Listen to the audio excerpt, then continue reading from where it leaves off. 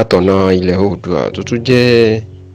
olóyè nínú ẹgbẹ́ òṣèlú PDP, ìyẹn aṣíwájú nínú ẹgbẹ́ òṣèlú PDP, olóyè Bode George, ó mà ti jẹ́ kó di mímọ̀ o wípé òun ò lè sá kúrò ní orílẹ̀-èdè Nàìjíríà mọ́ nítorí pé ààrẹ Bọ́lá Ahmed Tinubu tí òun fẹ́ ti torí ẹ̀ sá kúrò Nàìjíríà bó bá di ààrẹ,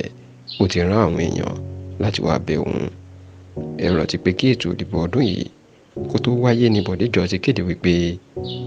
bí ààrẹ Bọ́lá Ahmed Tinubu bá lè jáwé olúborí tó di ààrẹ orílẹ̀-èdè yìí, òun yóò sá kúrò lórílẹ̀-èdè yìí nítorí pé òun ò lè gbà kí irú èèyàn bíi Tinubu kó ṣe ààrẹ lé òun lórí. Gbàrà tí ààrẹ Bọ́lá Ahmed Tinubu jáwé olúborí lọ́pọ̀ èèyàn tí ń rán Bode George lórí etí ìyẹn ò lè rí tó ṣe, ṣùgbọ́n tí bàbá náà tí kò dá ẹnikẹ́ni lóhùn. Ọ̀pọ̀ èèyàn ló rò pé bóyá Bode George ń dúró de ìdájọ́ ilé ẹjọ́ tó ga jùlọ ìyẹn Supreme Court judgment wípé tí wọ́n bá ti dájọ́ tán ènìyàn olóyè Bode George yóò tún gbé ìgbésẹ̀. Ṣùgbọ́n ní àná yìí ẹni olóyè Bode George ni ló máa sọ̀rọ̀ lásìkò tó ń bá tẹlifíṣàn Channels sọ̀rọ̀, ni ló jẹ́ kó di mímọ̀ wípé ààrẹ Bọ́lá Tinubu ti rán àwọn àgbààgbà sóhun, ó ló ní kán máa bẹ̀ òun, olórí gbangba lòun ti ń sọ yìí, lóun bá ń parọ́ kí Tinubu jẹ́ òun.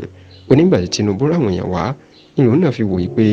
nígbà tó jẹ́ pé àwọn tó jù òun làwọn àgbààgbà ló rán wá bẹ̀bẹ̀, ni lòun náà ṣe gba ẹ̀bẹ̀ tóun sì ní kógun sinmi kógun mí, àti wípé òun kò ní sá kúrò lórílẹ̀‐èdè mọ́ nígbà tó fi jẹ́ pé Tinubu fún rẹ̀ tóun fẹ́ tìtorí ẹ̀ sá